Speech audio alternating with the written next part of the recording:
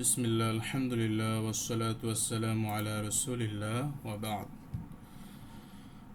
রব্বি জিদনি ইলমা রব্বি জিদনি ইলমা রব্বি জিদনি ইলমা রব্বিশরাহ লি সাদরি ওয়া ইয়াসসির লি আমর ওয়াহলুল উকদাতাম মিন লিসানি ইয়াফকাহু কওলি। সম্মানিত হাজিরিন, আজ আমাদের ক্লাসে আমরা যেটা শিখব, প্রথম অধ্যায়ে তেলাওয়াতুল কোরআন, কোরআন এর পাঠ এই সম্পর্কে। যেহেতু আমাদের এই কোর্সের মূল উদ্দেশ্য হচ্ছে কোরআন পাঠ করা, তো কোরআন কি আসলে আমরা যেটা পাঠ করব সেটা সম্পর্কে যদি আমরা না জানি, তাহলে তো আমাদের সেটার উদ্দেশ্য সেইভাবে হাসিল হবে না। কোনো জিনিস জানতে হলে সেই টপিকটার উপরে আগে জানতে হয়, তো তারপরে সেটা আমরা পাঠ করার উদ্দেশ্য এটাই করছি।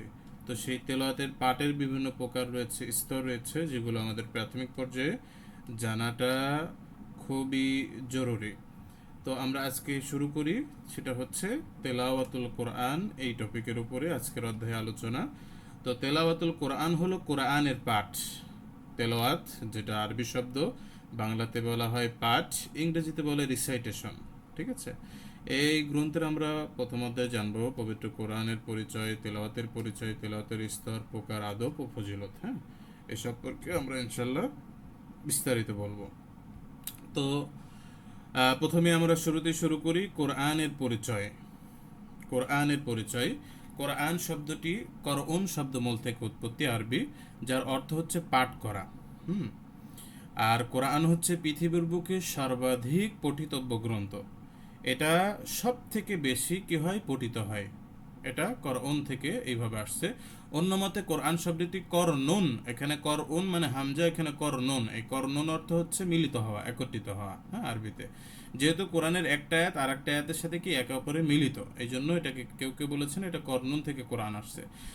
এই সম্পর্কে অনেক মতামত আছে। হ্যাঁ, উলুমুল কোরআনে এটার ব্যাপক বিভিন্ন লোক বিভিন্ন মতামত দিয়েছেন।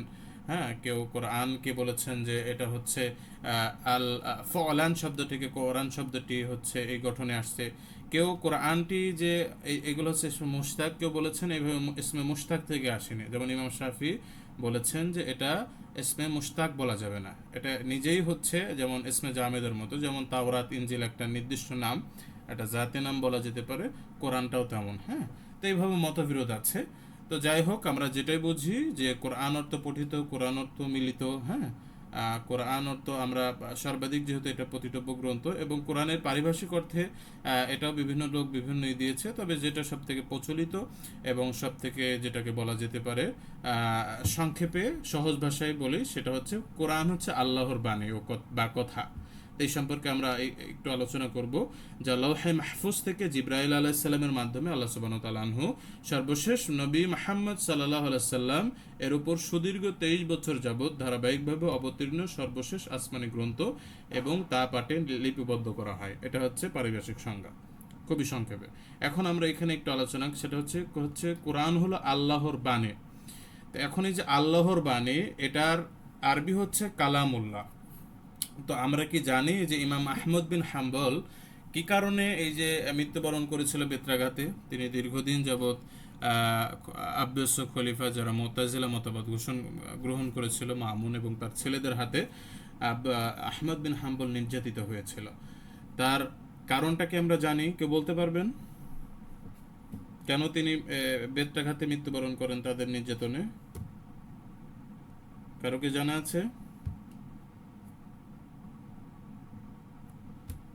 আচ্ছা, আমি বলে দিই যে ইমাম আহমদ বিন হাম্বল সারা পৃথিবীতে পরিচিত পেয়েছে এই বিশেষ করে মুতাজিলা একটা মতবাদ, দার্শনিক মতবাদ, যুক্তিবাদী মতবাদ ইসলামে প্রবেশ করে। বিশেষ করে গ্রিক দর্শনের প্রভাবে এটা সাধারণত চালু হয়। তো এদের যুক্তি, বিভিন্ন যুক্তির মাধ্যমে এরা ইসলাম ঠিক করতো। তাদের ভিতরে একটা যুক্তি ছিল, সেটা হচ্ছে এই কোরআনটা হচ্ছে মাখলুক।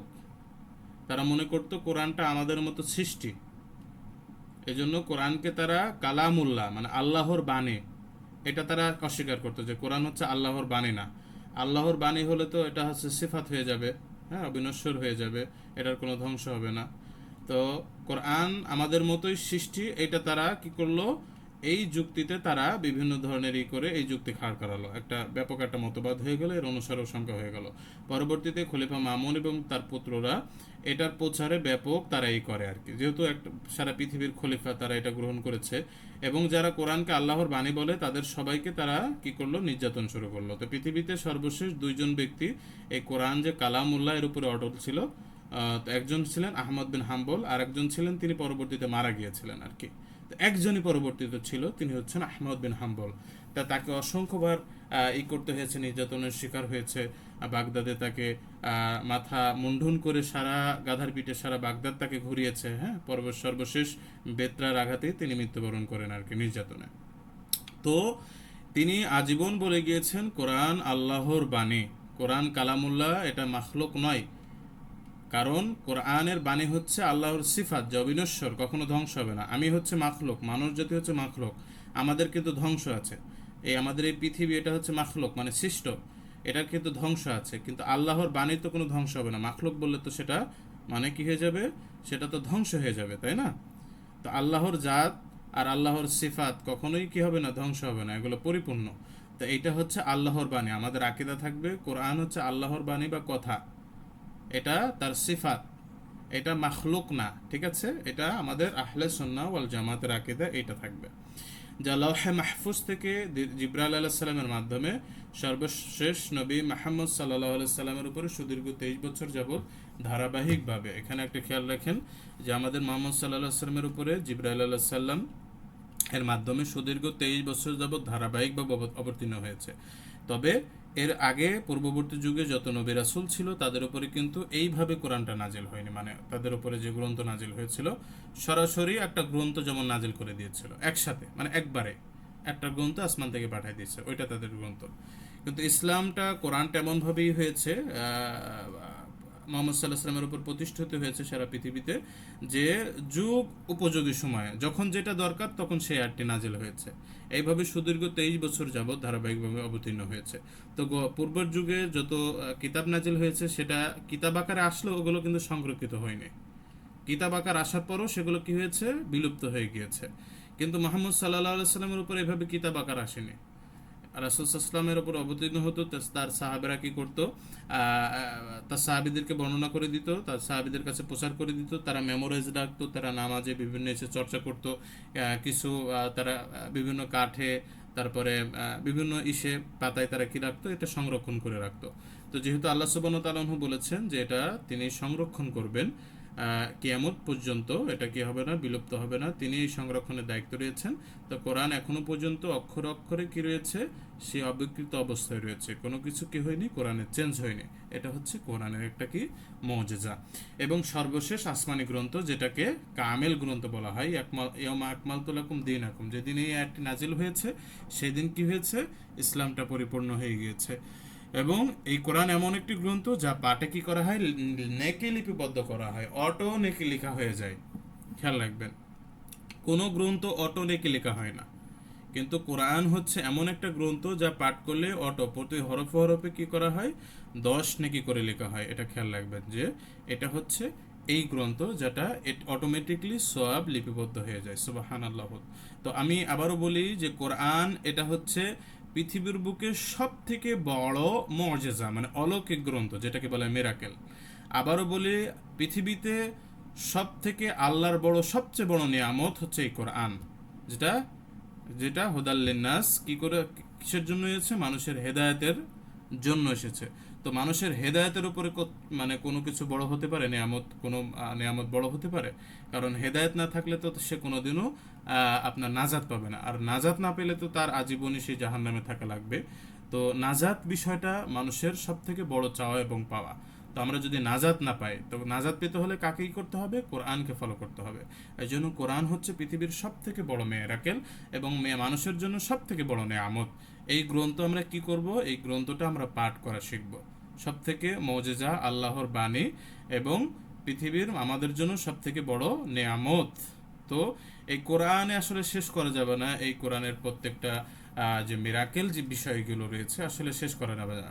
এবং কোরআন গবেষণা করলে আপনি এটা করতে পারবেন যে কোরআন এমন একটা গ্রন্থ যে আমরা হচ্ছে কোনো একটা গ্রন্থ একবার পড়ার পরে সেই গ্রন্থটা আর পড়তে ইচ্ছা করে না, বা সেটা পুরনো হয়ে যায়, বা দুইবার পড়লে তিনবার পড়লে ওটা অটোমেটিক্যালি পুরনো হয়ে যায়, তাই না?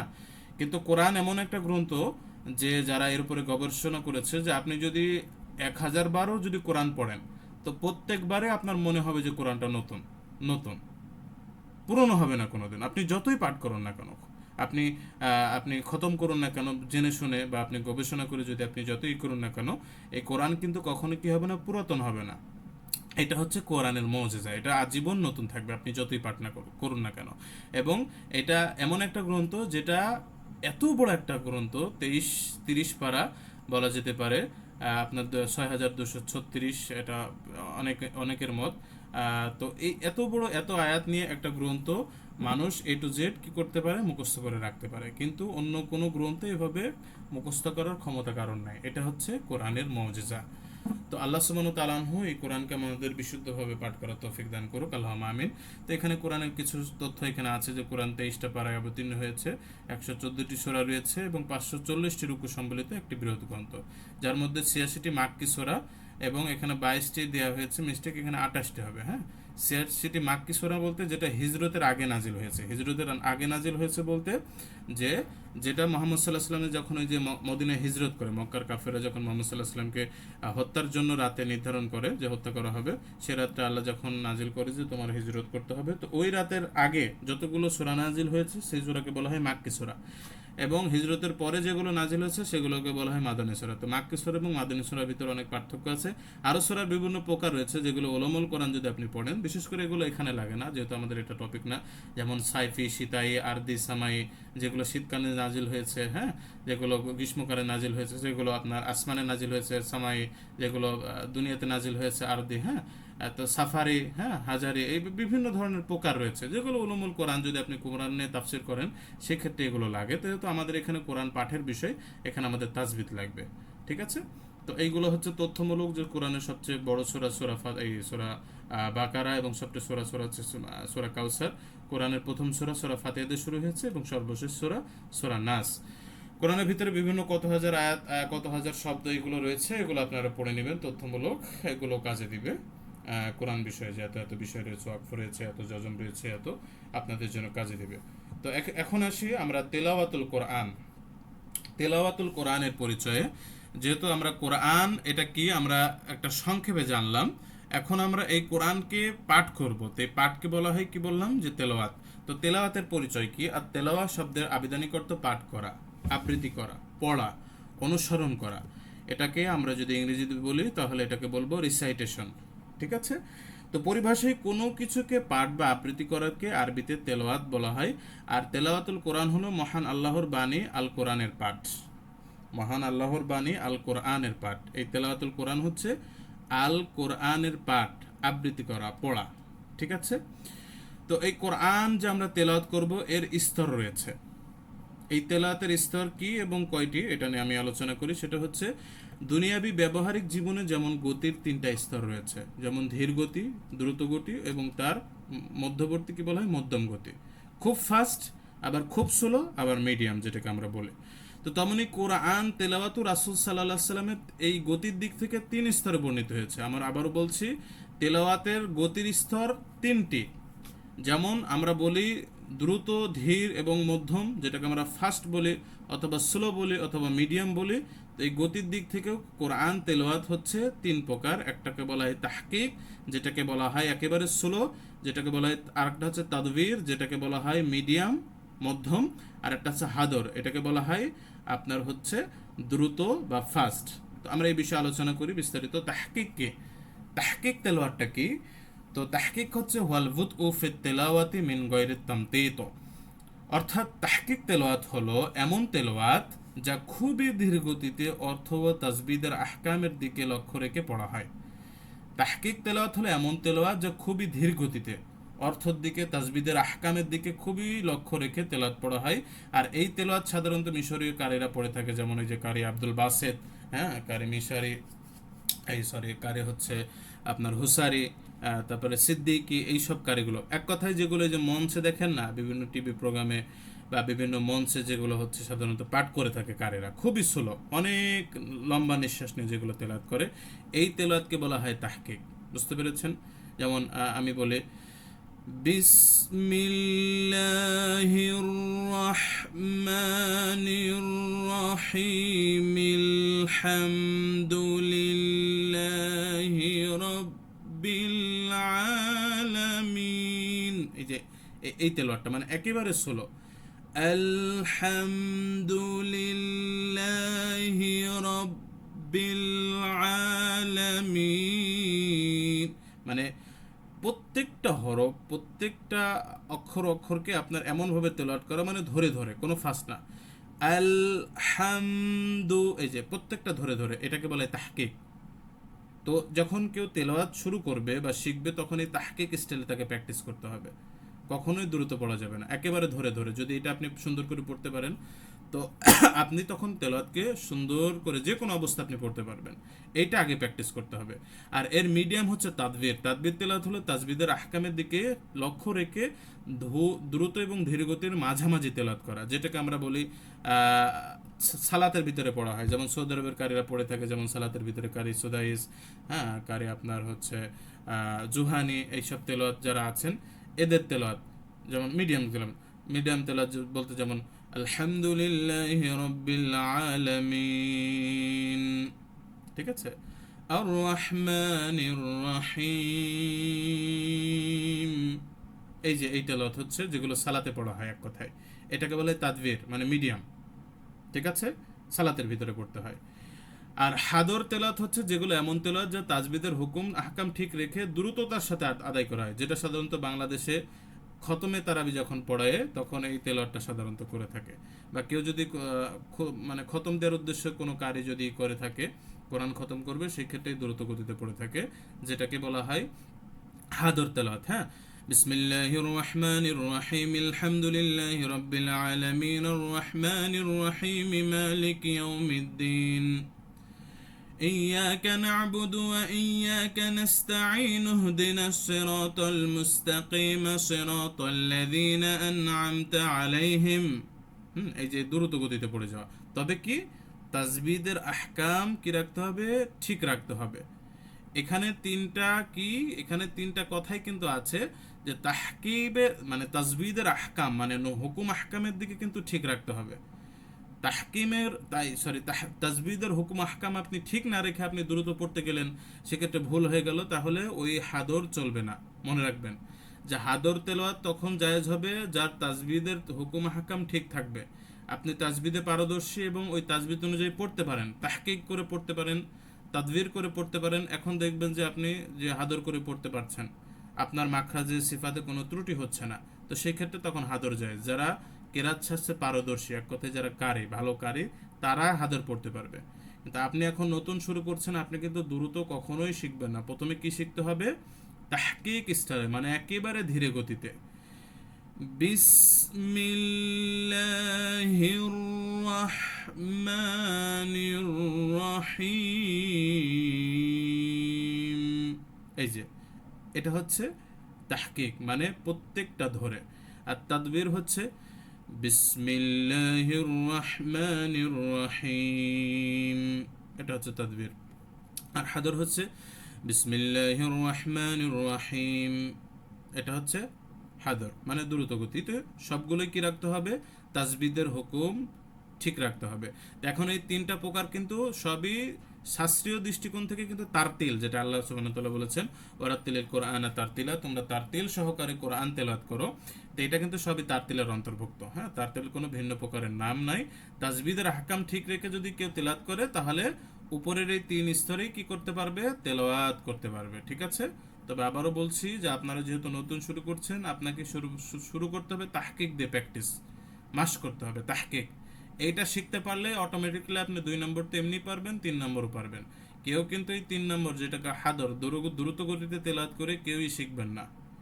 এটাই বেশিরভাগ ভুল হয়ে যায়, দ্রুত উচ্চারণ করতে যে দেখা যাচ্ছে এই হাফেজরাও সাধারণত কি করে, তারাবি সালাতে ভুল করে থাকে। এদের মানে এই তাহকিক স্টাইলে তাদের মশ নেই সাধারণত। যারা হেফস করে তারা তো সাধারণত এই দ্রুত গতিতেই পড়ে সাধারণত হেফস করে সাধারণত। তো যার ফলে মাখরাজ সিফাত পরিপূর্ণ এখানে প্রয়োগ হয় না, যার ফলে বড় বড় ভুল হয়ে থাকে। তো তাহকিক সাধারণত সিফাত এবং মাখরাজ প্রয়োগ যদি করে ভালো করে শিখতে চান, তাহলে আপনার এই তাহকিক স্তরে কি করতে হবে, আমাদের নজর দিতে হবে। তো ইনশাল্লাহ যখন আমরা মাস করব কোনো সূরা, তখন এই তাহকিক স্টাইলে পড়ব, ঠিক আছে। এরপরে আমরা আসি তেলাওয়াতের প্রকারভেদ। এই প্রকারভেদ হচ্ছে টানের দিক থেকে, আমরা আগে পড়লাম সেটা হচ্ছে গতির দিক থেকে স্তর। আর এই প্রকারভেদ হচ্ছে টানের দিক থেকে, তথা মাদ যেটাকে আমরা বলি, যে মাদের দিক থেকে বা টানের দিক থেকে হচ্ছে তেলাওয়াত হচ্ছে তিন প্রকার। ওটাও কত প্রকার ছিল? তিন প্রকার। আর এটাও হচ্ছে তিন প্রকার। একটা হচ্ছে তুল তেলাওয়াত, যেটাকে বলা হচ্ছে তুল মানে লম্বা তেলাওয়াত।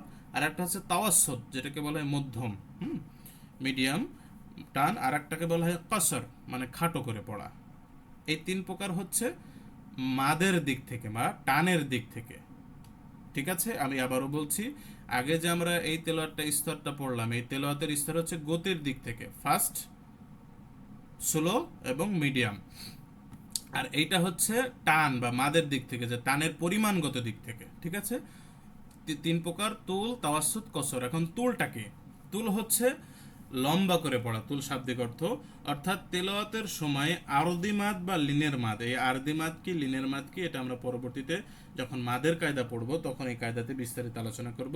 তবে আমি সংক্ষেপে বলে রাখি যে আরদি মাদ এবং লিনের মাদ। আরদি হচ্ছে যে কোনো হরফকে, মানে কোনো আপনার মাদের হরফের পর, মাদের পরে কোনো হরফকে মানে ওয়াকফ করলে, যেমন এই যে আল আমিন, এখানে শব্দটা আছে আল আলামিন, এই যে মি, এখানে কিন্তু এক আলিফ টান। তো আমি নুনে যদি ওয়াকফ করে দিই, তাহলে এই টানে যে বর্ধিত টান হয়ে যায়। তো এই মাদকে বলা হয় আরদি মাদ, ঠিক আছে। অস্থায়ী মাদ, আরদি মাদ মানে অস্থায়ী মাদ। যদি আমি এখানে ওয়াকফ না করি, তাহলে বর্ধিত মাদ না দিলেও চলবে, হবে না, মানে হবেই না এক কথায়, বুঝতে পারছেন। আর আর লিনের মাদ বলতে, যে লিনের হরফ জবরের পরে যদি ওয়া এবং ইয়া আসে, সাধারণত লিনের হরফ বলা হয়। এর পরের অক্ষরে যদি কি করা হয়, ওয়াকফ করা হয়, তাহলে এটাকে বলা হয় লিনের মাদ। ওয়াকফ করলে সেখানে বর্ধিত মাদ হবে, তবে ওয়াকফ না করলে কি হবে, কোরাইশিন হবে। কিন্তু যদি আমি ওয়াকফ করি কোরাইশ, আমি একটু বলে দিই যে আগে এটা আলোচনা করেছি যে আরদি মাদ এবং লিনের মাদকে সর্বোচ্চ মাদের পরিমাণ 3 আলিফ বা 6 হারাকা, যেটাকে আরবি পরিভাষায় বলে, বাংলা স্টাইলে আমরা সাধারণত 3 আলিফ বলে থাকি। টেনে পড়াকে বলা হয় আপনার এই তুল তেলাওয়াত। আরদি মাদ এবং লিনের মাদ, আরদি মাদ বলতে কি, যেটা আমরা সাধারণত শব্দের শেষে ওয়াকফ করার সময় যে এটা করে থাকে, একটু টেনে পড়ে থাকে, এটাকে বলে আরদি মাদ। সাধারণত এক আলিফ মাদের পরে সাধারণত পরের অক্ষরে ওয়াকফ করাকে আরদি মাদ বলা হয়। আর লিনের মাদ হচ্ছে লিনের হরফের পরের অক্ষরে কি করে ওয়াকফ করা, যেমন কুরাইশিন, বাইতিন, হ্যাঁ, এগুলো হচ্ছে লিন। জবরের পাশে, জবরের পরে ওয়াসাকিন অথবা ইয়াসাকিন, কোরাই, এই যে আই, বাই, তাই, সাই, এগুলো হচ্ছে লিনের হরফ। তো এর পরের অক্ষর ওয়াফ করলে সেটা বর্ধিত মাদ হয়ে যায়। তো এমন স্থানে যদি আমি 3 আলিফ পরিমাণ টান দিয়ে, বা 6 হারাকা, যেটাকে আরবি পরিভাষায় বলা হয় 6 হারাকা, তো এই সর্বোচ্চ পরিমাণ যদি আমি টান দিই, তাহলে এইটাকে বলা হয় তুল তেলাওয়াত। 4 আলিফ বলে কোনো মাদ নেই, সর্বোচ্চ মাদ মনে রাখবেন যে 3 আলিফ বা 6 হারাকা। আমাদের দেশে পরিভাষায় 4 আলিফ যেটা বলা হয়, এটা কিন্তু ভুল। 4 আলিফ কোনো মাদ নাই, সর্বোচ্চ 6 হারাকা বা 3 আলিফ, এটা মনে রাখবেন। তো এমন টান দিয়ে যদি আমি কি করি, সাধারণত কোনো শব্দে ওয়াকফ করি, মানে ওয়াকফ করার পর এই আরদি মাদ বা লিনের মাদে যদি 3 আলিফ টান দিই, তাহলে সেই তেলাওয়াতকে বলা হয় তুল তেলাওয়াত। যেমন আমি যদি পড়ি আলহামদুলিল্লাহি রাব্বিল আলামিন, যেমন কুরাইশে যদি পড়ি লিইলাফি কুরাইশ,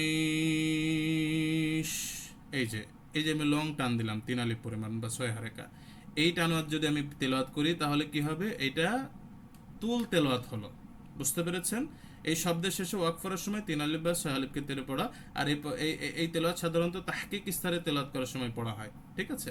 যখন আপনি তাহকিক পড়বেন, যেহেতু তাহকিক হচ্ছে কি, আগে বললাম যে ধীর গতির তেলাওয়াত, তো সাধারণত মঞ্চে বা যদি আপনি খুব ধীর গতিতে তেলাওয়াত করেন, এই তেলাওয়াত মানাবে কখন, টানের ক্ষেত্রে এই তুল মাত্রা, মানে 3 আলিফ মাত্রা মানাবে কখন, এই আপনার হচ্ছে তাহকিক স্তরে।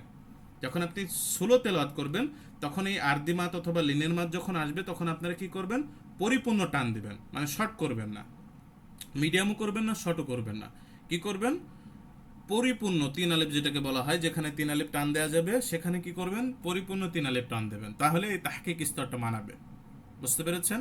মানে ষোলো স্তরে যেটাকে বলা হয়, যেটাকে আমরা বলি একেবারে ধীর স্তরে যদি আপনি তেলাওয়াত করেন, আমি আগেই বললাম, ওই তেলাওয়াত করলে আপনি কি করবেন, যখন আপনি আরদি মাদ, এক কথায় যদি ওয়াকফ করেন, যদি ওয়াকফ করেন, মাদের হরফের পর যদি ওয়াকফ করেন বা লিনের হরফের যদি পরে ওয়াকফ করেন, তাহলে সেখানে পরিপূর্ণ তিন আলিফ পরিমাণ টান দিবেন, তাহলে সেটা তাহকিক স্তরে যাবে। আর দুই নম্বর হচ্ছে কি বলা হয় তাওয়াসসুত, মানে মাদের দিক থেকে। তাওয়াসসুত হচ্ছে মধ্যম করা, মানে এই আরদি মাদ এবং লিনের মাদকে দুই আলিফ পরিমাণ টেনে পড়া। আগে আমরা পড়লাম কি তুল মানে লম্বা করা, তিন আলিফ সর্বোচ্চ, আর এটা তিন আলিফ না, দুই আলিফ অথবা চার হারাকা পরিমাণ, মানে মিডিয়াম পরিমাণ টেনে পড়াকে কি বলা হয়, তাওয়াসসুত তেলাওয়াত। ঠিক আছে, যেমন আমি যদি পড়ি আলহামদুলিল্লাহি রাব্বিল আলামিন, মিডিয়াম, লিইলাফি কুরাইশ, মিডিয়াম, এই তেলাওয়াত যদি করে আমি থামি, তাহলে এটাকে বলা হয় তাওয়াসসুত। আর এই তাওয়াসসুত টান সাধারণত সালাতের ভিতরে চলে, সেটা আপনি যখন আপনি এই যে তাদবীর স্তরে পড়বেন, মানে মধ্যম স্তরে, তখন এই টান দিতে গেলে এই সাধারণত এই টানটা দিবেন, তাহলে ওইটার সাথে মানাবে। বুঝতে পেরেছেন? সেট খাবে যে তাওয়াসসুত আমি যখন টান দিব, মানে দুই মিডিয়াম পরিমাণ যখন আমি মাদের ক্ষেত্রে টান দিব, তখন আমি কোন স্তরে পড়ার সময় এই টানটা দিব, যখন আমি তাদবীর স্তরে, সাধারণত যে স্তরটা আমরা সালাতের ভিতরে পড়ে থাকি, এই টানটা দেওয়ার চেষ্টা করব। ঠিক আছে? আর ষোলো পড়লে কি পড়বো, এই তাহকিক স্তরে তিন আলিফ পড়বো। ঠিক আছে? আর এখন আসি সর্বশেষ যেটা, সেটা হচ্ছে কসর, মানে খাটো করা, মানে তেলাওয়াতের সময় আরদি মাদ এবং লিনের মাদকে এক আলিফ পরিমাণ টেনে পড়া। যেমন এখানে আলামিনা, এখানে অরিজিনালি কিন্তু এক আলিফ টান, তাই না? কিন্তু ওয়াকফ করার সময়ও যদি আমি এক আলিফ টেনে পড়ি, আর এখানে আছে কুরাইশিন, কোনো টান নাই, কিন্তু ওয়াকফ করার সময় যদি এক আলিফ পরিমাণ টান দেয়, এখানে কিন্তু অরিজিনালি কোনো টান নাই, কিন্তু ওয়াকফ করলে টান হবে। তো সেই ক্ষেত্রে আমি দুই আলিফ বা তিন আলিফ টান না দিয়ে শুধু এক আলিফ পরিমাণ, আর এখানেও এক আলিফ পরিমাণ যদি আমি টান দিই, তাহলে সেটাকে বলা হয় খাটো করা, মানে খাটো মাদ যেটাকে বলা হয়। যেমন আলহামদুলিল্লাহি রাব্বিল আলামিন, লিইলাফি কুরাইশ, এই যে এই টানটা, এটাকে বলা হয় কসর মাদ বা কসর তেলাওয়াত যেটাকে বলা হয়, যেটা আপনি যখন হদর তেলাওয়াত করবেন, এই যে হাদর তেলাওয়াত যখন আপনি করবেন সালাত তারাবির সালাতে, বা অথবা কোরআন তেলাওয়াত করছেন একটু দ্রুত গতিতে, যখন আপনি দ্রুত তেলাওয়াত করতে যাবেন, তখন তো আপনি লং টান দিলে তো আপনার দ্রুত হবে না, তখনই কসর করতে হবে মাদের ক্ষেত্রে। তবে এটা মনে রাখতে হবে, যেগুলো ওয়াজিব পর্যায়ের মাদ, লাজেম পর্যায়ের মাদ, হ্যাঁ, সেই মাদগুলোতে কখনোই কি করা যাবে না, খাটো কসর করা যাবে না। সেখানে আপনার যেখানে দুই আলিফ পরিমাণ মাদ আছে, দুই আলিফ দিতে হবে, যেখানে তিন আলিফ পরিমাণ মাদ দেওয়া বাধ্যতামূলক, সেখানে কি করতে হবে, তিন আলিফ পরিমাণই টান দিতে হবে। তো সেই ওয়াজিব মাদগুলো কি, লাজিম মাদগুলো কি, তখন আমরা কোথায় শিখবো, তো কখন শিখবো, সেটা হচ্ছে যখন আমরা মাদ আলোচনা করব, তখন আমরা শিখবো। তো মনে রাখবেন, যেগুলো আরদি মাদ বা লিনিয়ার মাদ, এটা হচ্ছে অস্থায়ী মাদ। এই মাদে কি করা যায়, তিন ধরনের টান দেওয়া যায়, সেটা হচ্ছে এক আলিপও দেওয়া যায়, দুই আলিপও দেওয়া যায়, তিন আলিপও দেওয়া যায়। তো এক আলিপ আমরা কখন দেব, যখন আমরা দ্রুত গতিতে পড়বো, সেটাকে বলা হয় হাদর। দুই আলিপ মাদ আমরা কখন পড়বো, যখন আমরা তাদবীর স্তরে পড়বো, মানে সালাতের ভিতরে যখন আমরা মিডিয়াম তেলাওয়াত করব। আর তিন আলিপ পরিমাণ কখন টান দিব, যখন আমরা মাস করব খুবই স্লো কায়দায়, হ্যাঁ, তখন এই টানটা আমরা দিব সাধারণত সর্বোচ্চ টান, তাহলে সেটা কি আসবে, স্লো আসবে। বুঝতে পেরেছেন? এটা হচ্ছে সাধারণত আমরা আগে পড়লাম কি গতির দিক থেকে, আর প্রকারটা, এই প্রকারটা পড়লাম কি টানের পরিমাণগত দিক থেকে। এটা হচ্ছে তোল, তাওয়াসসুত এবং কসর। এই পরিভাষাগুলো আপনারা একটু মাথায় ক্যাচ করে নেবেন, হ্যাঁ, এগুলো পরবর্তীতে সামনে আসবে মাদের আলোচনাতে, তখন আমরা এটা কিন্তু করবো, এইগুলো একটু মুখস্থ করে নেবেন। আমরা কিন্তু সামনের ক্লাসে এইভাবে একটু কুইজ ধরবো আর কি, যেহেতু তথ্যমূলক আলোচনা। প্রথম 20 মিনিট আমরা কি করব, এই তেলাওয়াতুল কোরআন এই বিষয় নিয়ে আমরা একটু কুইজ করব, যে এটার মানে অর্থ কি, এটা মানে কি। আপনারা যারা পারবেন তাদের আমরা হ্যান্ড রাইজ নিয়ে প্রথমে আমরা কুইজটা ধরবো। তো এই বিষয়টা একটু ভালো করে পড়ে আসবেন, ঠিক আছে? আমরা যে এখন এই পরিভাষাগুলো শিখলাম, এই পরিভাষা ছাড়াও এটা হলো শাস্ত্রীয় পরিভাষা, মানে বইয়ের পরিভাষা। আর আমরা যখন এখন যে পরিভাষাটা শিখবো, সেটা হচ্ছে বর্তমান যুগে যে রেকর্ডিং যুগ আসছে, আধুনিক যুগ, সেই সমকালীন যে আমাদের মুসহাফ রয়েছে বিভিন্ন ইউটিউবে বা আমাদের প্রচার ইসে রয়েছে, এই হচ্ছে রেকর্ড জগতের, এই সম্প্রচার জগতের কিছু মানে রয়েছে, পরিভাষা রয়েছে প্রচলিত, যা তিন মুসহাফে বিভক্ত। মানে ইউটিউবে, এক কথায় যদি ইউটিউবে বিভিন্ন তেলাওয়াত সংরক্ষিত রয়েছে, এই যে সংরক্ষিত যে তেলাওয়াতগুলো রয়েছে, এটা তিন মুসহাফে বিভক্ত। একটাকে বলা হয় মুসহাফুল মুজাওয়াদ, একটাকে বলা হয় মুসহাফুল মুরাত্তাল, আর একটা বলা হয় মুসহাফুল মুআল্লাম। তো মুসহাফুল মুজাওয়াদটা কি, এই সমকালীন পরিভাষাটা হচ্ছে কারি তার তেলাওয়াত প্রতিটি হরফ ধীর গতিতে যথাযথভাবে আদায় করবে, মানে সাধারণত এই আদায় করে থাকেন, যেমন মিশরে কারিগণ এই তেলাওয়াতে অধিক অভ্যস্ত, যেমন কারি আব্দুল বাসিত আব্দুস সামাদ, শায়েখ মাহমুদ খলিল হোসারি, হ্যাঁ, মাহমুদ সিন্দিক মিনসাবি, এইসব তেলাওয়াত সাধারণত এইসব কারীরা খুবই স্লো গতিতে তেলাওয়াত করে থাকে। তো এইটা হচ্ছে মুসহাফুল মুজাওয়াদ, এই ধরনের সংরক্ষিত রেকর্ড হচ্ছে মুসহাফুল মুজাওয়াদ। আর মুসহাফুল মুরাত্তাল হচ্ছে যে কারি যথার্থভাবে তাজবিদের আদায় করেন, কিন্তু এর গতি হচ্ছে মানে মুসহাফুল মুজাওয়াদ থেকে একটু মানে ফাস্ট হয়ে থাকে, যেটা আমরা সাধারণত বললাম যে সৌদাবের কারিরা আব্দুর রহমান সুদাইস, কারি সুরাইম জোহাইনি, যেটা সালাতের ভিতরে এক কথায় পড়া হয়ে থাকে। এই ধরনের রেকর্ড সাধারণত কি বলা হয়, মুরাত্তাল। যেমন কারি আপনার মিশারি, কারি কুর্দি যেসব তেলাওয়াত করে থাকে, এগুলো এই রেকর্ডকে বলা হয় মুরাত্তাল রেকর্ড। আরেকটা আছে মুসহাফুল মুআল্লিম, যেগুলো শিক্ষাদানের উদ্দেশ্যে যে রেকর্ডগুলো আছে অনলাইনে, সেটাকে বলা হয় মুসহাফুল মুআল্লিম। সাধারণত এই পদ্ধতি সর্বপ্রথম চালু করলে কারি মাহমুদ খলিল আল হোসারি, তার রেকর্ডটা সম্পরিচিত হয়। বর্তমানে এই যে বাচ্চাদের রেকর্ড নিয়ে একটা আছে, কারি সিন্দিক আল মিনসাবির রেকর্ড, মুসহাফুল মুআল্লিমটা, এটা মূলত হচ্ছে আপনার কারি আল মিনসাবির যে রেকর্ডটা যে বাচ্চারা দিয়েছে, ওটাও কিন্তু কারি আল মিনসাবির কণ্ঠ, ওখানে এডিটিং করে ওই বাচ্চা কারিয়াল মিনসাবির কণ্ঠটা ওই সময় বাচ্চা করে দেওয়া আছে, অনেকগুলো বাচ্চারই আর কি। তো সাধারণত বাচ্চাদের শেখানোর ক্ষেত্রে যে কারি মিনসাবি পড়ছে, তার পরবর্তীতে আবার বাচ্চারা পড়ছে, হ্যাঁ, এমন মানে সাধারণত এই ধরনের রেকর্ডকে বলা হয় মুসহাফুল মুআল্লিম। ঠিক আছে। মুজাওয়াদ যেগুলো খুবই ধীর গতির তেলাওয়াত, মোরাত্তাল মানে মিডিয়াম গতির তেলাওয়াত, এবং মুআল্লিম যেগুলো শিক্ষাদানের উদ্দেশ্যে যে রেকর্ডগুলো আছে, সেগুলো বলা হয় মুসহাফুল মুআল্লিম। এটা হচ্ছে রেকর্ড জগতের পরিভাষা। আচ্ছা, তো এখন আমরা যেটা জানবো সেটা হচ্ছে কোরআন তেলাওয়াতের আদব সমূহ। তো কোরআন আমরা যেহেতু পাঠ করব, কোরআন তেলাওয়াত করব, এবং আমাদের অন্যতম ফজিলতপূর্ণ ইবাদত হচ্ছে কোরআন তেলাওয়াত করা, এটা আমার হক। তো পৃথিবীর সর্ববৃহৎ মুআজিজার গ্রন্থ আল্লাহর বাণী, এবং যা পাঠে লিপিবদ্ধ হয়, এবং এটা আমরা পাঠ করব, তো এই গ্রন্থ তো কোনো কি সাধারণ গ্রন্থের মতো? এটা তো কোনো সাধারণ গ্রন্থ না। তো এটা হচ্ছে আল্লাহর বাণীর সব থেকে বড় মহা আলৌকিক গ্রন্থ, যা পাঠ করতে হলে আমাদের অবশ্যই আদব রক্ষা করে পাঠ করতে হবে। ঠিক আছে। তো আমরা পাঠ করব সওয়াবের উদ্দেশ্য, যদি সে আদব রক্ষা করে না আমরা পাঠ করি, তাহলে সেটা নেকির পরিবর্তে কি হয়ে যাবে, গুনাহে পরিণত হয়ে যাবে। তো এই আদবের সাথে রক্ষা করা মানে তেলাওয়াত পাঠ করা আমাদের জন্য খুবই গুরুত্বপূর্ণ একটি বিষয়, যদি আমরা আল্লাহর সন্তুষ্টির উদ্দেশ্যে আমরা যদি তেলাওয়াত করি। তো সেই আদবগুলো কি, যেহেতু আমরা কোরআন পাঠ করব, কোরআন পাঠের এই আগে আমরা কি করেছি, আলোচনা করেছি, সেটা হচ্ছে কোরআন তেলাওয়াত। যেহেতু আমরা তেলাওয়াত শিখবো, তো তেলাওয়াতের আদবটা কি, এই বিষয়ে তথ্যমূলক আমরা আলোচনা করে নিয়েছি, যাতে আমাদের ধরে যদি কোনো বেয়াদবি বিষয় থাকে তাহলে সেটা যাতে আমরা সংশোধন করে নিতে পারি। তো এই কোরআন তেলাওয়াতের আদব সাধারণত দুই ভাগে আমি ভাগ করে দিয়েছি। সেটা হচ্ছে একটা হচ্ছে বাতেনি, যেগুলো অপ্রকাশ্য আদব, অর্থাৎ যা অন্তরের সাথে সংশ্লিষ্ট, মানে বাহ্যিকভাবে যেগুলো দেখা যায় না, সেটাকে বলা হয় বাতেনি আদব। আর জাহেরি আদব মানে প্রকাশ্য আদব, অর্থাৎ যা বাহ্যিকভাবে দেখা যায়, মানে আমার বাহ্যিকভাবে কোনো কিছু দেখা যাবে, এটাকে বলা হয় জাহেরি আদব। আর বাতিনি মানে যেটা বাহ্যিক দেখা যায় না, ভিতরগত অন্তরের সাথে সংশ্লিষ্ট, সেটাকে বলা হয় বাতিনি। তখন বাতিনিগুলো কি, অপ্রকাশ্য আদবগুলো কি, আমরা একটু দেখি। সেটা হচ্ছে এখলাসের নিয়তে আমাদের কি করতে হবে, তেলাওয়াত করতে হবে খালেস অন্তরে, এর ভিতরে কোনো রিয়া থাকা যাবে না। এটা হচ্ছে ভিতরগত দিক। আমি যখন তেলাওয়াত করব তখন উপস্থিত মন নিয়ে তেলাওয়াত করব। আর একটা আদব, যে আমি তেলাওয়াত করছি, আমার মন রয়েছে কোনো ব্যবসার দিকে বা মন রয়েছে অন্য দিকে, এই তেলাওয়াত কি হবে, বেয়াদবি তেলাওয়াত হবে, আদব নিয়ে তেলাওয়াত হবে না। এই জন্য উপস্থিত মন, শুধু তেলাওয়াতের ভিতরেই মন নিয়ে তেলাওয়াত করতে হবে। তারপরে আল্লাহর কালামের যথাযথ সম্মান করে, মনের ভিতরে যদি সম্মান না থাকে, তাহলে তো সেটা সম্মানই হবে না, বাহ্যিক দিক থেকে না। আগে মনের দিক থেকে কি করতে হবে, কোরআনকে সম্মান করে পাঠ করতে হবে, মনোযোগ সহকারে তেলাওয়াত করতে হবে, অমনোযোগী হওয়া যাবে না, অমনোযোগ নিয়ে কি করা যাবে না, তেলাওয়াত করা যাবে না। এবং তেলাওয়াত করার সময় ভিতরগত অনুধাবনের চেষ্টা করতে হবে, যে আমি যে তেলাওয়াত করছি আল্লাহ কি বলছেন, এটা যদি আমি অনুধাবন না করি, তাহলে তো আমার তেলাওয়াত করে কি হবে না, কোনো লাভ দেবে না। এই জন্য অনুধাবন করতে হবে। যে আয়াত পড়ছি, সে আয়াতের নিয়ে মর্ম নিয়ে চিন্তা করতে হবে, চিন্তা ভাবনা করতে হবে। সাহাবীরা কি করতেন, কোনো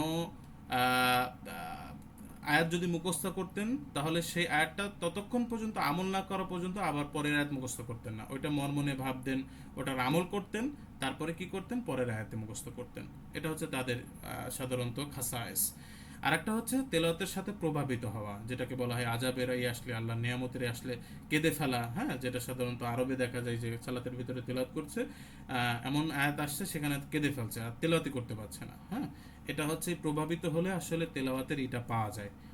আল্লাহর আয়াতের মর্ম যদি বোঝা যায়, ভাবার্থ যদি বোঝা যায়, তাহলে অটোমেটিকলি আপনার তেলাওয়াতের স্বাদ পাবেন। কিন্তু আমরা আসলে পাই না, কারণ আমরা তেলাওয়াতের সাথে কি হয় না, প্রভাবিত হয় না, আমরা জানি না কোরআনের ভিতরে কি বলছে। এই জন্য কোরআন এটা বুঝে পড়া বা এর মর্ম বোঝা খুবই ইম্পর্টেন্ট একটা বিষয়, যদি আমাদের ভিতরে হেদায়েতের নূর প্রবাহিত করতে হয়। তো আল্লাহ আমাদেরকে সেই তৌফিক দান করুক, আল্লাহুম্মা আমিন। এখন আমরা যেটা জানবো সেটা হচ্ছে জাহেরি, প্রকাশ্য আদব। ভিতরগত আদব তো লাগবেই। এখন আমাদের বাহ্যিকও অনেক কিছু আমাদের কি করতে হবে, আদবের সাথে কোরআনটা তেলাওয়াত করতে হবে। তার ভিতরে অন্যতম হচ্ছে পবিত্রতা অর্জন করতে হবে। ঠিক আছে, পবিত্রতা আপনার অর্জিত থাকতে হবে। তারপরে কোরআন তেলাওয়াতের পূর্বে উজু করা, এটা কিন্তু সুন্নাত। তবে অজুবিহীন অবস্থায়, এখানে একটা মাসালা, যে অজুবিহীন অবস্থায় কোরআন স্পর্শ করা যাবে কি যাবে না। অনেকে বলছে যাবে না, হারাম, অনেকে বলছে জায়েজ। তবে এখানে বিশুদ্ধ মত হচ্ছে যে উজু করা লাগবে সেই কোরআনে, যেই কোরআনে কোনো বাংলা নাই, মানে শুধু সলিড কোরআন, অনুবাদকৃত কোনো কোরআন না, মানে সলিড যে কোরআনটা, যেখানে শুধুই আরবি, কোরআন ছাড়া কোনো কিছু নাই, এমন কোরআন যদি আপনি তেলাওয়াত করেন, তাহলে সেখানে কি করতে হবে, উজু করতে হবে। কিন্তু যেগুলো অনুবাদকৃত কোরআন বা তাফসির, এইসব কোরআন যদি আপনি তেলাওয়াত করেন, তাহলে উজু শর্ত না, তবে উত্তম। ঠিক আছে, উজু শর্ত না, যে উজু না করলে আপনার গুনাহ হবে। তবে যেগুলো শুধু আপনার কি বলা যেতে পারে, যে আপনার আরবি লেখা, মানে কোরআন যেগুলো আছে, কোনো অনুবাদ নাই, বাংলা নাই, সেই কোরআন যদি আপনি পাঠ করেন ধরে, তাহলে কি করবেন, উজু করে পাঠ করবেন, যদি আপনি ধরে পাঠ করেন। ঠিক আছে, তবে না ধরে যদি আপনি পাঠ করেন, তাহলে আপনি কিন্তু মুখ থেকে তেলাওয়াত করতে পারেন। যদি অপবিত্রও থাকেন, দেখা যাচ্ছে আপনার গোসল ফরজ হয়ে গিয়েছে, এমন অপবিত্র আপনি আছেন, ঠিক আছে, তো এই ক্ষেত্রে যদি আপনি কি করেন, যদি দেখা যাচ্ছে আপনার তেলাওয়াত করতে ইচ্ছা আছে কোনো কোরআনের কোনো অংশ, তবে আপনি কোরআন ধরে আপনি তেলাওয়াত করতে পারবেন, এটা হারাম হবে। আপনি মুখে তেলাওয়াত করতে পারবেন। হুম, যে কিছু হয়তো মনে হচ্ছে, মনে মনে তেলাওয়াত করছেন, বা মুখে কিছু একটা অংশ, এই নিয়ত যদি আপনি তেলাওয়াত করেন, তাহলে অপবিত্র অবস্থায় করতে পারবেন, এটা কিন্তু খেয়াল রাখবেন। তবে সেটা কি করতে হবে, কোরআন ধরে না, মুখে মুখে, এটা খেয়াল রাখবেন। আর কোরআন ধরে যদি আপনার পড়তে হয়, পবিত্র তো হতেই হবে। যদি এমন কোরআন হয় যে কোরআনটা শুধু আরবি আয়াতি, শুধু কোনো বাংলা নেই ওর ভিতরে, বা অন্য কোনো ইংরেজি সেন্টেন্স নাই, তাহলে সেক্ষেত্রে কী করতে হবে, আপনাকে উজু করতে হবে। এরপরে মিসাক করা, আদবের সাথে অন্যতম একটা বিষয়, সুন্নতি বিষয়। মিসাক করা, যে কোনো ইবাদতের পূর্বে, সালাতের পূর্বে, ওজুর পূর্বে, তেলাওয়াতের পূর্বে মিসাক করাটা অনেক মানে সুন্নতি বিষয়। আল্লাহ রাসূল সাল্লাল্লাহু আলাইহি ওয়াসাল্লাম বলছেন যে আমার উম্মতের ভিতরে যদি কষ্টকর না হতো, তাহলে মিসাক করাকে আমি বাধ্যতামূলক করে দিতাম। তার মানে এটা খুব ইম্পর্টেন্ট একটা বিষয়। ইসলাম কিন্তু পরিষ্কার পরিচ্ছন্নতার ব্যাপারে কি খুবই, ইসলামটা কি মানে সতর্ক রয়েছে। এবং কি পরিষ্কার পরিচ্ছন্নতাকে কি বলেছেন, তাহারকে কি বলেছেন, আর তাহারাতু শাতরুল ঈমান, যে ঈমানের অর্ধেকই হচ্ছে পবিত্রতা, পরিচ্ছন্নতা। বুঝতে পারছেন? এই জন্য এই পরিচ্ছন্নতা, এগুলো আমাদেরকে ইবাদতের আগে অনেক গুরুত্বপূর্ণ একটা বিষয়। আরেকটা হচ্ছে কেবলামুখী হওয়া। যদি আপনার অবস্থান কেবলামুখী হতে পারবেন, তার তেলাওয়াতের সময় কেবলামুখী হয়ে নেবেন। হ্যাঁ, এটা একটা সুন্নতি আদবে বিষয়। তবে অন্যদিকে তেলাওয়াত করলে গুনাহ হবে, বিষয়টা এমন না। তেলাওয়াতের শুরুতে আউযুবিল্লাহ বিসমিল্লাহ পাঠ করা, এটা একটা শর্ত, শারীয় শর্ত। এটার বিস্তারিত একটা হুকুম আছে। হ্যাঁ, তেলাওয়াতের শুরুতে পড়লে কি পড়তে হয়, বা এক সূরা শেষ করলে আর একটা সূরা মানে শুরু করলে সেটা কিভাবে আউযুবিল্লাহ বিসমিল্লাহ পাঠ করতে হয়, এমন একটা মানে হুকুমগত একটা বিষয় রয়েছে। সেটা আমরা আউযুবিল্লাহ বিসমিল্লাহ বইয়ের কিন্তু আল ইস্তেআজ আল বাসমালা নামে নবম অধ্যায়ে একটা আলোচনা আছে, সেখানে বিস্তারিত আলোচনা করা হয়েছে। আউযুবিল্লাহ বিসমিল্লাহ সংক্রান্ত বিভিন্ন গুরুত্বপূর্ণ তথ্য ওখানে রয়েছে, এবং ওই অধ্যায়ে লাহন নিয়ে বিস্তারিত আলোচনা আছে। হ্যাঁ, তো আমরা তখন জানবো এটা। এবং গুরুত্বপূর্ণ আরেকটি হচ্ছে গুরুত্বপূর্ণ অর্থবহ আয়াতকে পুনরাবৃত্তি করে পাঠ করা। কোনো গুরুত্বপূর্ণ আয়াত এসছে, বা একটা আজাবের আয়াত, বা যে আয়াতটা আপনার মনে খুব ধরছে, বা মানুষের মনে খুব ধরবে, এমন কোনো আয়াত যদি আপনি পাঠ করেন, তাহলে ওইটা বারবার তেলাওয়াত করা, এটা কিন্তু একটা সুন্নতি বিষয়। হ্যাঁ, তাহলে ওটা আরও ইমান জাগাতে কি হবে, বৃদ্ধি পাবে। আচ্ছা, আরেকটা হচ্ছে বিনম্রভাবে তেলাওয়াত করা। কোনো কঠোরতা ভাব নিয়ে, অহংকার নিয়ে কি করা যাবে না, তেলাওয়াত করা যাবে না। বিনয় হয়ে কি করতে হবে, তেলাওয়াত করতে হবে। আর একটা হচ্ছে রহমতের আয়াত যদি আসে, যদি আপনি জানতে পারেন এটা রহমতের আয়াত, তখন সেটা কি করতে হবে, চাইতে হবে। আসআলুকা, আপনার কাছে সেটা কি করতে হবে, আল্লাহর কাছে চাইতে হবে। এবং যদি আযাবের আয়াত আছে, তাহলে সেটা কি করতে হবে, আউযু বিকা, তা সেটা থেকে কি করতে হবে, পানা চাইতে হবে, যে আল্লাহ এটা থেকে আমি কি করছি, আমি তোমার কাছে পানা চাই। ঠিক আছে, এটা যখন আপনি বুঝবেন, এটাই করতে হবে। তেলাওয়াতে বিঘ্ন সৃষ্টিকারী কোনো যদি বস্তু থাকে, যেখানে আপনি তেলাওয়াত করবেন, নিরিবিলি দেখা যাচ্ছে এই জায়গায় তেলাওয়াত করলে আমার তেলাওয়াতে বিঘ্ন হবে, ওই জায়গাটা সরে আসবেন।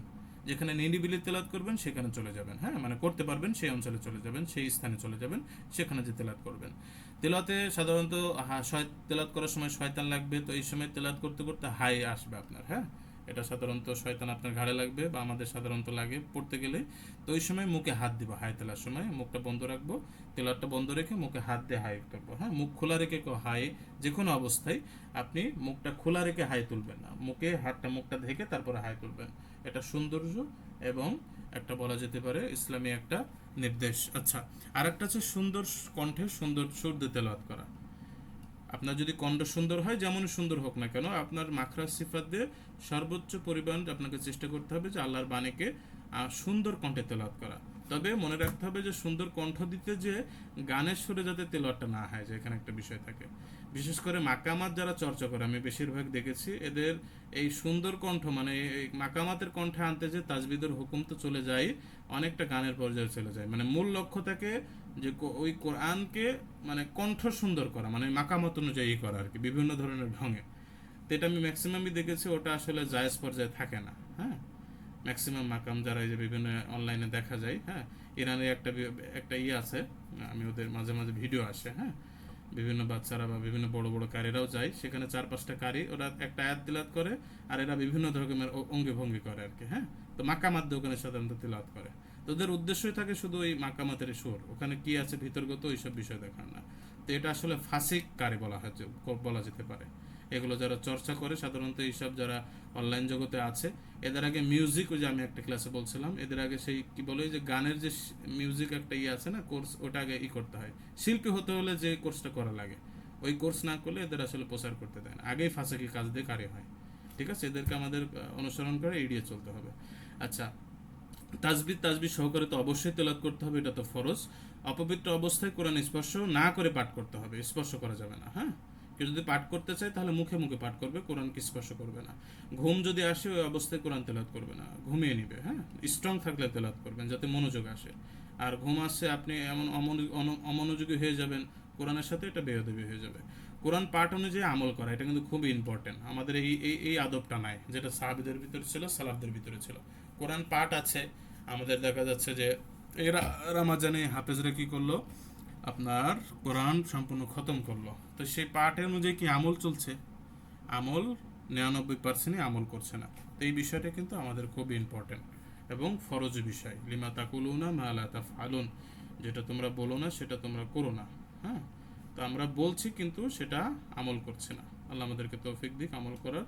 আর একটা হচ্ছে হারিয়ে ফেললাম। আচ্ছা, তিলাওয়াতে সেজদার আয়াত আসলে সেজদা দেওয়া। কোরআনের সর্বমোট হানাফি মাযহাব অনুযায়ী 15টি, তবে সর্বমোট ইমাম শাফির এর মতে বা সর্বমোট যদি ধরা হয় তাহলে সেক্ষেত্রে 15টি। হ্যাঁ, তো এমন 15টি আয়াত আছে, সূরা হজ্জের ভিতরে 2টা আছে। তেমন সেজদা আসলে সেজদা দেওয়াটা সুন্নত, সেটা সালাত অবস্থা হোক বা আপনার সালাতের বাইরে হোক। তবে এখানে উজু শর্ত না, সালাত হলে তো অবশ্যই উজু শর্ত, সালাতের বাইরে উজু শর্ত না, তবে এটা সুন্নত আর কি। তবে কেউ কেউ এটা ওয়াজিব পর্যায়ে বলেছেন, তবে বিশুদ্ধ মত হচ্ছে সুন্নাত, না দিলে গুনাহ নাই আর কি। আর একটা হচ্ছে দীর্ঘ সময় নিয়ে কোরআন খতম না করে। দেখা যাচ্ছে আপনি কোরআন খতমের নিয়ত করে কোরআন খতম করলেন, কিন্তু 5 বছর লাগালেন, এটা দীর্ঘ না, তাই না? এটা দীর্ঘ, এই দীর্ঘ টাইম নিয়ে খতম করা যাবে না। আপনার নিয়ত থাকবে যে আপনি বেশি বেশি করার। তবে সবাই মনে রাখবেন যে 3 দিনের আবার কমে কোরআন খতমটা করবেন না, কমপক্ষে 3টা দিন লাগাবেন। হ্যাঁ, তা না হলে কিন্তু এটা অনেক দ্রুত হয়ে যায়, অনেক ক্ষেত্রে আপনার হয়ে যাওয়ার সম্ভাবনা আছে। তো একেবারে দীর্ঘ করা যাবে না, একেবারে শর্ট টাইমে কোরআন খতম যাবে না, কমপক্ষে 3 দিন লাগাবেন আর কি। আর কেরাতে যদি পারদর্শী না হন তাহলে তেলাওয়াত পারদর্শী ব্যক্তির নিকট থেকে অবশ্যই তেলাওয়াত আপনাকে শিখে আগে পাঠ করতে হবে, না হলে তো কোরআনের সাথে ভুল হবে, বেয়াদবি হবে। তো আগে কেরাতে পারদর্শী হতে হবে। এবং আয়াতের মাঝখানে তেলাওয়াত হঠাৎ করে বন্ধ করে দেওয়া যাবে না কোনো কারণ ছাড়াই। হ্যাঁ, হঠাৎ আপনি বন্ধ করে দিয়ে দিলেন তাহলে ওর অর্থ তো পূর্ণাঙ্গ হলো না। আপনি কথা বলতে বলতে বাক্যের মাঝখানে যদি হঠাৎ থেমে যান তাহলে ওই বাক্যটির পরিপূর্ণ অর্থ আসবে? কোরআনের অর্থ আসবে না, এটা একটা বেয়াদবি হয়ে যাবে। হ্যাঁ, আর একটা কথা এখানে বলে রাখি, অনেকে কিন্তু কোরআন তেলাওয়াত কিন্তু মোবাইলে রিংটোন রাখে, এদিকে খেয়াল রাখবেন। হ্যাঁ, এই কোরআন তেলাওয়াত মোবাইলে কিন্তু কেউ রিংটোন রাখবেন না, কারণ আপনি যখন কোরআন তেলাওয়াত রিংটোন রাখছেন, ওই তেলাওয়াত যখন চলছে, চলতে চলতে যখন আপনি রিসিভ করেন তখন কি হয়ে যায়, ওই তেলাওয়াত কিন্তু বন্ধ হয়ে যায় মাঝখান থেকে, তখন এটার কিন্তু পরিপূর্ণ সেইটা আসে না। তার মানে তেলাওয়াতের সাথে ওটা কি হয়ে যায়, এটা বেয়াদবি পর্যায়ে হয়ে যায়, অপূর্ণ থেকে যায়। এই জন্য কেউ রিংটোন কি করবেন না, কেউই মোবাইল রিংটোন কোনো তেলাওয়াত দিবেন না। বুঝতে পেরেছেন, এটা খেয়াল রাখবেন। আচ্ছা, এখন আমরা আসি সর্বশেষ যে টপিক এই অধ্যায়ে, সেটা হচ্ছে আমরা যে কোরআন তেলাওয়াত করব এটার মর্যাদা ফজিলত কি আছে। আমরা কোরআনকে জেনে বা এত আদব কায়দা নিয়ে আমরা যদি কোরআন তেলাওয়াত করি, এত কষ্ট করে নিয়ে এত কিছু জানার পরে তাজবিদের হুকুম জানলাম, আদব কায়দা মানলাম, এখন আমাদের কি ফজিলত রয়েছে? তো কোরআন পাঠের ফজিলত হচ্ছে যে কেউ যদি কোরআন পাঠ করে এবং কোরআন পাঠ করার জন্য অপরকে শিক্ষা দেয়, এমন ব্যক্তি উম্মতের ভিতরে সর্বোত্তম ব্যক্তি। আল্লাহ রাসূল সাল্লাল্লাহু আলাইহি ওয়াসাল্লাম বলছেন যে খায়রুকুম মান তাআল্লামাল কুরআনা ওয়া আল্লামাহ, মানে তোমাদের ব্যক্তি সর্বোত্তম সেই ব্যক্তি যে নিজে কোরআন শেখে এবং অপরকে তা শেখায়। তবে সেটা অবশ্যই বাস্তবিক বিষয় হতে হবে। যেমন আমি কোরআনে যদি কোনো বিষয় শিখাই, তাহলে সেটা যাতে ব্যবহারিক প্রয়োগও যাতে আমি শিখিয়ে দিই। হ্যাঁ, এইটাও কি করতে হবে? করতে হবে সেই শিক্ষককে। আমি চেষ্টা করব যে যেখানে আমরা চেষ্টা করব কোনো বিষয় জানার, ইনফর্ম দেওয়ার, শিখিয়ে দেওয়ার, আমি করব সেটা চেষ্টা করব। তো কেউ যদি, যেমন আমি কোরআন শিখাচ্ছি, আমি এখানে যে বড় সওয়াব পাচ্ছি বিষয়টা এমন না। আপনি যে শিখছেন, আপনিও একই সওয়াবের ভাগিদার, সর্বোত্তম ব্যক্তির অধিকারী। বুঝতে পারছেন? আর কোরআন তেলাওয়াত হচ্ছে ইবাদত সমূহের ভিতরে একটা ষষ্ঠ ইবাদত, যা অক্ষর অক্ষরে নেকি হয়। যেমন একটা হাদিস রয়েছে, মান করা হারফান মিন কিতাবিল্লাহি ফালাহু হাসানাতু ওয়া হাসানা বিআশরি আমসালিহা, যে হাদিসটি রয়েছে, মানে এক কথাই যে আল্লাহ সাল্লাল্লাহু আলাইহি ওয়াসাল্লাম বলছেন যে আল্লাহর কিতাবের একটি হরফ পাঠ করবে তার জন্য একটি নেকি নেকা হয়, সেটা আবার 10 নেকিকে বৃদ্ধি করা হয়। আল্লাহ সাল্লাল্লাহু বলছে যে আলিফ লাম মিম এটা কিন্তু একটা হরফ না, ওই আলিফ লামের ভিতরে যে আলিফ একটা হরফ রয়েছে, লাম একটা হরফ রয়েছে, মিম একটা, ভেঙে দিচ্ছেন। এই আলিফ লাম মিম এই প্রত্যেকটা একটা একটা হরফ। তো এই আলিফের জন্য 10 নেকি, লামের জন্য 10 নেকি, মিমের জন্য 10 নেকি। সুবহানাল্লাহ। এই শুধু এতটুকু পাঠ করলে আমি পাচ্ছি কত? 30 নেকি। এখন মূল বিষয় যে আমি শুদ্ধ করে তেলাওয়াত করে পাচ্ছি 30 নেকি। এখন আপনার কষ্ট যে আপনি কোরআন এখনো বয়স হয়ে গিয়েছে, শুদ্ধ করে তেলাওয়াত করতে পারছেন না, আপনার খুব আফসোসের বিষয়। তো এই জন্য আপনি ছেড়ে দিচ্ছেন বা আপনি আপসেট হয়ে যাচ্ছেন, ভেঙে যাচ্ছেন। তো আপনার জন্য এই পরের হাদিসটা, যে রাসূল সাল্লাল্লাহু আলাইহি সাল্লাম তাদের জন্য কি সুসংবাদ দিয়েছেন। এখানে আরেকটা বিষয় বলে নিই, যে কোরআন যারা ধারক বাহক রয়েছে তারা আল্লাহর পরিবারভুক্ত, এখানেই করেছেন যে তারা আল্লাহর পরিবার, এবং যারা কোরআনে পারদর্শী আছেন তারা সম্মানিত ফেরেশতাদের সাথে থাকবেন কাল আখিরাতে, জান্নাতে। এবং যারা কোরআন ঠিকমতো পড়তে পারে না, এটা আপনার জন্য আসছে, যদি আপনি ঠিকমতো না পড়েন কিন্তু কষ্ট করে হলো কোরআন তেলাওয়াত করার চেষ্টা করছেন, শেখার চেষ্টা করছেন, তাদের জন্য রয়েছে দ্বিগুণ প্রতিদান। হ্যাঁ, যেমন রাসূল সাল্লাল্লাহু আলাইহি ওয়াসাল্লাম বলছেন আল মাহিরু বিল কোরআনি মা'আস সাফারাতিল কেরামিল বারারা। হ্যাঁ, যে কোরআন তেলাওয়াতকারী পারদর্শী ব্যক্তি আখিরাতে পুণ্যবান সম্মানিত ফেরেশতাদের সাথে থাকবেন। কিন্তু যে ব্যক্তি তেতলিয়ে হলেও কোরআন তেলাওয়াত করে এবং কোরআন বিশুদ্ধ উচ্চারণে তার জন্য কঠিন ও কষ্টকর হয়, মানে কোনো ব্যক্তি চেষ্টা করছে কোরআন তেলাওয়াত করা কিন্তু বিশুদ্ধ উচ্চারণ করা তার জন্য কঠিন হয়ে যাচ্ছে, কষ্টকর হয়ে যাচ্ছে, এমন যদি কোনো ব্যক্তি থাকে, তারপরও সে যদি তেলাওয়াত চালিয়ে যায়, তাহলে তার জন্য রয়েছে দুটি প্রতিদান, মানে দ্বিগুণ প্রতিদান। আমি যদি 10 নেকি পাই, আপনি পাবেন কত? 20 নেকি। তাহলে লাভ কার বেশি? আপনার। তাহলে আপনি কেন ছেড়ে দিবেন? ধরেন আপনার মৃত্যুর আগ পর্যন্ত আপনি চেষ্টা চালিয়েছিলেন, সর্বোত্তম চেষ্টা, আপনার কোরআনটা সহি হলো না, তার মানে কি আপনি কি গুনাহ করিয়ে গেলেন? না, আপনার তো সর্বোত্তম চেষ্টা ছিল আপনি শুদ্ধভাবে তেলাওয়াত করার, আপনি চেষ্টা চালিয়ে গিয়েছেন, কষ্ট করে হলেও তেলাওয়াত করেছেন, আপনি ডবল সওয়াব নিয়ে মৃত্যুবরণ করবেন। সুবহানাল্লাহ। তার মানে এখানে আল্লাহ সুবহানাহু ওয়া তাআলা এখানে আপনাকে বা আমাকে কোরআন শেখার জন্য উদ্বুদ্ধ করেছে যে আমাদেরকে সর্বোত্তম চেষ্টা করতে হবে, যদি আপনার কষ্টও হয়, কঠিনও হয়, তারপরও চেষ্টা করতে হবে শুদ্ধ উচ্চারণ। এটা করলে কি হবে? যে আপনার আপনার কি হবে? ডবল নেকি হবে, যারা শুদ্ধ উচ্চারণ করছে তার থেকেও বেশি আপনার নেকি হবে। তাহলে এই সুযোগ আপনি কেন হাতছাড়া করবেন? মৃত্যুর আগ পর্যন্ত যদি আপনার এমন থাকে, চেষ্টা করবেন, নিয়ত করবেন যে আমি মরার আগ পর্যন্ত এই কোরআনকে শুদ্ধভাবে পড়ার, কষ্ট হলেও, বৃদ্ধ হয়ে গিয়েছে, বয়স হয়ে গিয়েছে, আমাদের বাগযন্ত্র কি হয়েছে, শক্ত হয়ে গেছে, আগের মতো সেই নরম হয় না, উচ্চারণ হয় না, সমস্যা নাই, না হলেও সমস্যা নেই, আপনি চেষ্টা চালিয়ে যান হওয়ার, যে আমার হওয়াতে হবে, এই চেষ্টা চালিয়ে যান। মৃত্যু এসে গিয়েছে, আপনি চেষ্টা চালিয়ে গিয়েছেন, সব পেতে থাকবেন। তো এই জন্য কেউই হাল ছাড়বেন না ইনশাল্লাহ। আল্লাহ আমাদেরকে সে তৌফিক দিক ইনশাল্লাহ। আমাদের প্রথম অধ্যায় শেষ, তথ্যমূলক তেলাওয়াত নিয়ে। দ্বিতীয় সংস্করণীতে আরও অনেক কিছু অ্যাড করবো, মুসহাফ, হ্যাঁ, তারপরে বিভিন্ন ফ্রন্ট আমাদের উপমহাদেশে যেগুলো রয়েছে। তো এখন আমরা যেটা পড়বো, গত ক্লাসে, সামনের ক্লাসে সরি, মারিফাতুল কিরাত, একটা গুরুত্বপূর্ণ অধ্যায়, খুবই গুরুত্বপূর্ণ, আপনারা চেষ্টা করবেন। তবে সামনের ক্লাসে আমরা যেটা, এই যে তিলাওয়াতুল কোরআন যে এটা করলাম, আলোচনা করলাম, এই আলোচনায় আপনার কুইজমূলক, মানে এখানে যেহেতু পড়ার সেই নেই, মাখরাজের মতো না, এখানে বিভিন্ন তথ্য দেওয়া হচ্ছে, এই তথ্য নিয়ে আপনাদের কুইজ মতো করে প্রশ্ন করে ধরা হবে, যেটা আমরা যে ঈদ পূর্ণ মিলাদের যে কুইজটা করেছিলাম, এমন আর কি।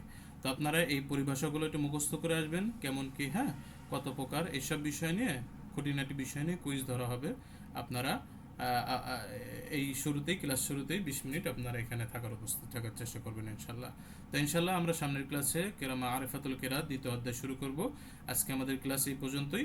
এখন আমাদের যে মূল বিষয় প্রশ্নোত্তর পর্ব। আপনাদের কোনো প্রশ্ন থাকলে এখন করতে পারেন, আজকের ক্লাস বা আনুষঙ্গিক কোনো বিষয়ে, বইয়ের বিষয়ে সকল প্রশ্ন এখন করতে পারেন। জাযাকুমুল্লাহ খায়র।